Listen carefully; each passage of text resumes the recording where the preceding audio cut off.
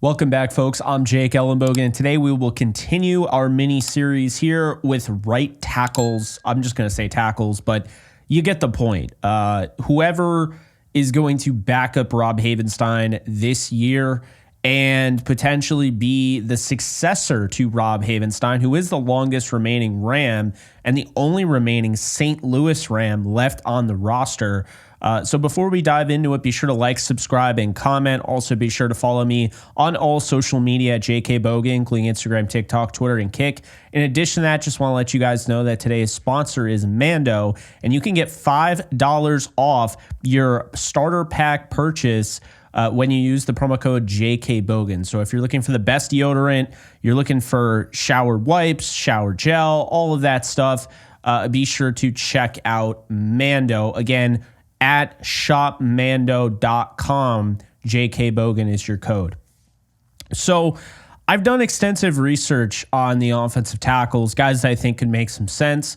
I really can't stress this enough.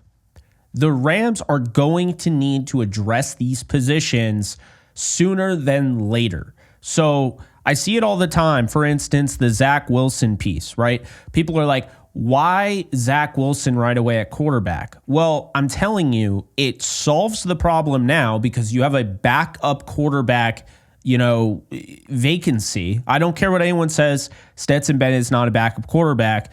So because of that, you fill that void, but then you also have a chance with high enough upside, in a Zach Wilson, you have a chance to maybe have your franchise quarterback. I'm not saying it'll happen, but you give Sean McVay Zach Wilson, and I think good things will happen. Now, it's no different with offensive tackle and right tackle, namely. You have a really good offensive line coaching staff, okay? Guys like Zach Cromer, who are not really getting the love that they should, are doing some big things, right? You talk about him, and you got Mike Munchak, who is a guru, offensive line guru, if there ever was one.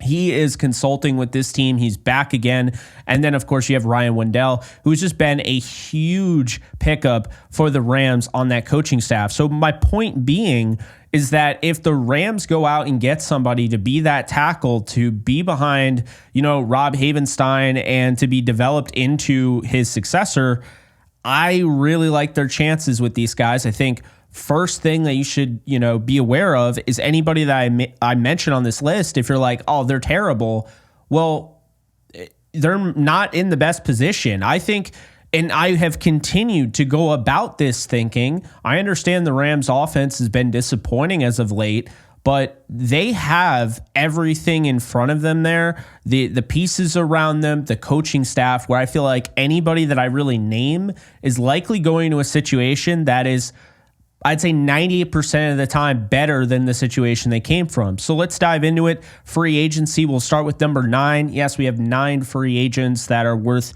taking a look at. Larry Borom from the Bears, 26 years of age. He's got some starting experience. He would need to move to right tackle for this to, of course, be the case because he's pretty much been a left tackle. But I actually think it would help him out more. Left tackle is more demanding, so I actually think right tackle would help him out. And, you get a chance to sit behind Havenstein. He'd be relatively cheap. Probably would only want a 1-year deal if he has anything to say about it. But the hope is that they can get somebody on a 2-year deal. That would be my hope. Put yourself in a position where, okay, you bring this guy back after the Havenstein deal. There you go. Now, to be fair, we don't know if the Rams are looking at Havenstein as this is his last year or this is the last year of a contract and we're going to re-up him. We don't know. But of the assumption right now, he's under contract for 1 more year. So I don't think it hurts to start setting yourself up for success while also filling the need of having a backup right tackle. Because say what you will about, and again, I really like Warren McClendon Jr., but he kind of does a little bit more than that. He's played left tackle. He's played guard. So I do think having a guy behind Havenstein that has a chance to be the starter is the move. So Larry Borom is an option there. Again, backup this year, maybe develops into a starter next year. Matt Parrott. Okay, I interviewed him at the Senior Bowl, which feels like years ago. He's 27 years of age. Hasn't really had a chance, but when he has played, he's looked good at right tackle, and he pretty much only plays right tackle. Was drafted by the Giants out of UConn, was just with the Broncos. I like Parrott. I'm not saying this would be my preferred option, but I do like him, and I think he could make some sense. Josh Jones is another one from this draft. A lot of Rams fans wanted in the draft out of Houston. Coming from the Ravens, 27 years of age. He's still, he's got that raw talent. I don't think that he's really ever been explored as being, the guy, but he might be worth developing at right tackle. Dylan Ray-Dunes comes in at 6. This is the guy that was drafted in the second round. The Titans, really liked him, and then, kind of just moved away from him being a tackle, moved him to guard. I think Ray-Dunes, while he was moved to guard, I think he's best as a right tackle. Might be an option there for the Rams to consider. Number 5 is Isaiah Wynn, a 28-year-old, seems to move to guard, but I still really like him at right tackle. I've always been a fan of Isaiah Wynn. I feel like every year I'm mentioning him to the Rams. But, I think he could be an option. Number 4 here is interesting. It's Stone Forsythe from the Seahawks. The reason I have him is because Scott Huff was formerly their offensive line coach in Seattle. He's now the tight end coach for the Rams. I understand he might coach the tight ends, but he knows something a little bit more than the Rams do about guys like Stone Forsythe and other guys that are on that offensive line. Would not be surprised to see them add Forsythe to the rotation there. Still younger, you could add him and maybe develop him into the starter next year. Who knows? Jalen Moore intrigues me. He's the 27-year-old left tackle, backup left tackle when Trent Williams wasn't playing. It was him in San Francisco. He's flash potential. I like him. Could he work as a right tackle? That remains to be seen, but I think he's very talented. I think he's got a lot of raw talent there. Like him at 3. Number 2 on this list, actually the back-to-back are going to come from the same team. You got James Hudson, 25 years of age. He's flashed a lot of potential at right tackle with the Browns. I like him at 2. At number 1, I've made it very clear. I don't care what anyone says about him being a bust or what have you. Really, really like Jedrick Wills for the Rams. This is a guy that was absolutely dominant at right tackle in college in Alabama. Really only played left tackle. He's 25 years old. I just think you put him in the Rams system, you get him coached up, you have him sit a year, kind of recuperate, sit behind Rob Havenstein, and then you sign him to hopefully a 2-year deal, and he starts in 2026 at right tackle. I don't think his career is shot. I think it's just beginning, and if he goes to the right team, this guy is going to start to reemerge again. I never really doubted it when it comes to him. I always thought he had the talent, and so I think Jedrick Wills is a no-brainer, best fit, probably the best fit I'm going to even mention, based on the fact that he doesn't need to start right away, can back up Havenstein.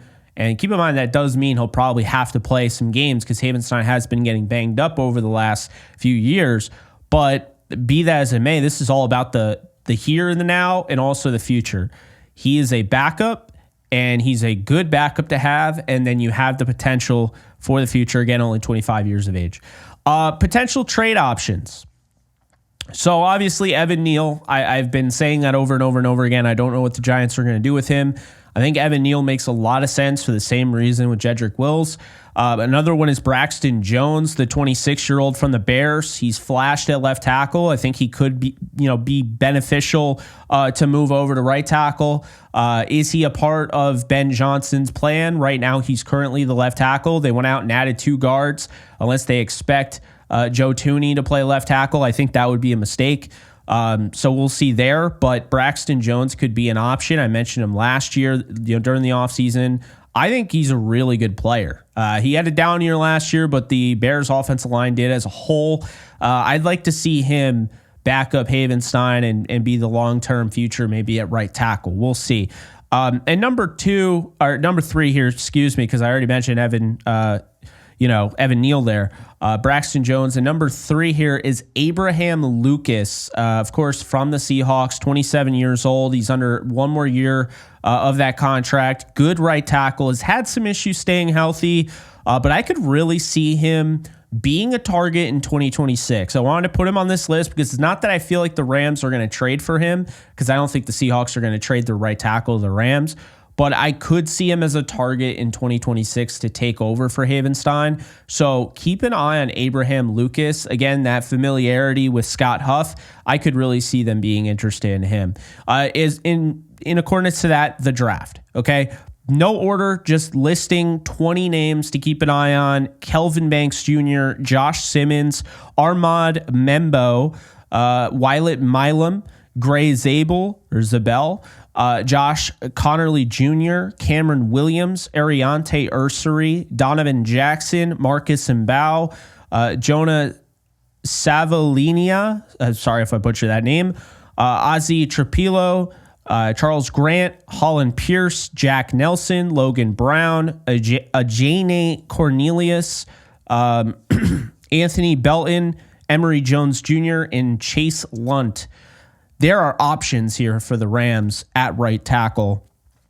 So I think, if you take anything away from this, I'm not looking at anybody in the draft per se, although I really like Ursary. I think Ursary is a really good pick. If they could trade down the second and get him, or if God forbid he falls to the third, really like that selection. So let's do this. My 3 best fits for the Rams. Number 1 is Jedrick Wills. No doubt about it. Unanimous. No one's even close. I think he's by far the best option, because I think just the sky is the limit with him.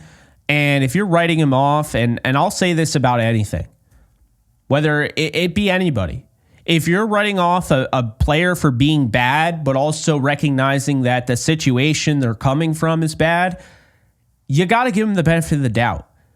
And I can't stress that enough. If you think the Browns are a trash organization, you have to give that player that you're calling trash the benefit of the doubt.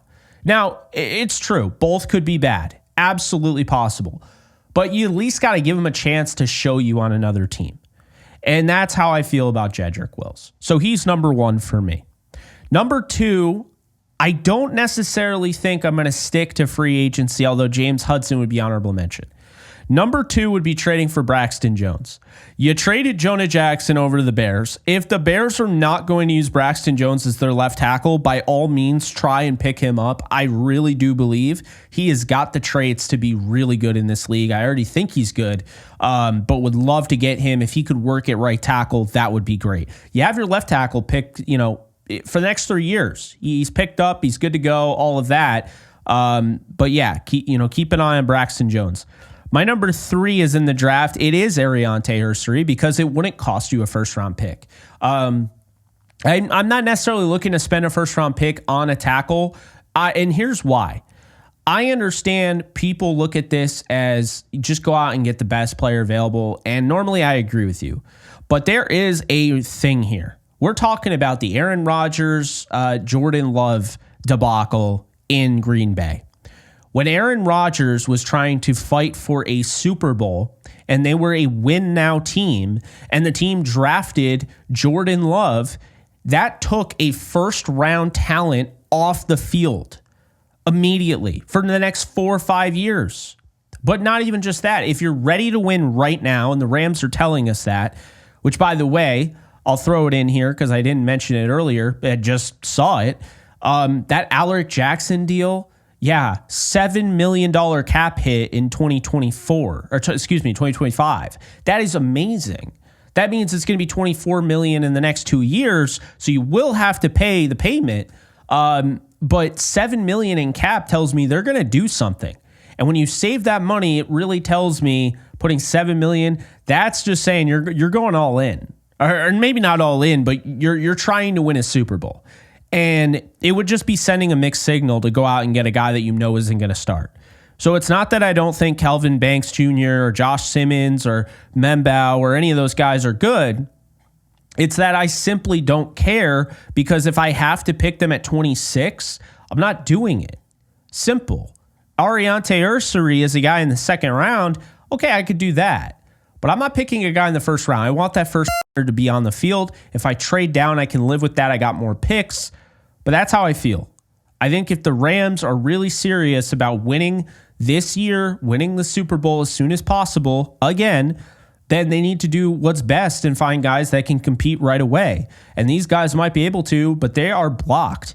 And we've already seen this team go out, really like some players, and then get them blocked. I mean, Jonah Jackson was the guy they signed big money, and he gets blocked because they end up finding Bo Limmer in the draft. I mean, who's to say they can't find another guy? So that's why I'm saying don't do that early on the first round. There are other needs, there are other positions, wide receiver, tight end, even quarterback, although, again, I wouldn't be a fan of, but I'd understand it a little bit more in tackle. You could argue defensive line, you could argue linebacker, corner, so many options, even safety, because you do have guys that are going to hit free agency, 2 of which next season. So that's what I have for you guys. Jedrick Wills, Braxton Jones via trade, and last but not least, Ariante Ursary with honorable mention going to James Hudson. I'm keeping an eye on him. I really wouldn't be surprised if the Rams ended up going after James Hudson. I'm just saying these are my 3 favorites.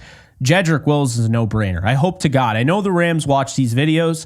I don't know who necessarily. I don't know everybody that watches these videos, but I know there are people inside the Rams organization that keep tabs on me, and I'm hoping that they will dive into the tape and look a little bit more at Jedrick Wills, because I think he is such a good fit for what the Rams are trying to do, where the Rams currently are. I think he fits the timeline. And man, if you could get him, forget about what you thought, watching a guy like Mekhi Becton with the Eagles. You get a guy like that at tackle playing the way he was in college. If he is able to get back to that, he is going to be a nasty, nasty tackle. Would really help your run game out, but also he can help you in pass pro. But those are my thoughts. Let me know yours in the comments section below. Be sure to check out today's sponsor, Mando, and I will see you guys in the next video. Take care, folks. Later. All right, guys. So once again, just want to let you guys know that you can check out my new side project, The Lounge. I interview athletes, musicians, actors, actresses, all the 9. So definitely check it out over on the Lounge with Jake Ellenbogen channel. Be sure to subscribe and enjoy. In case you guys haven't noticed, I do have a Discord channel for my community on this channel. And if you want to be a part of it, it is free. The link is in the description below. You can sign up. This is basically a 24/7 Rams channel, and we are almost at 1,100 members. So if you want to be a part of it, just hit the link in the description below.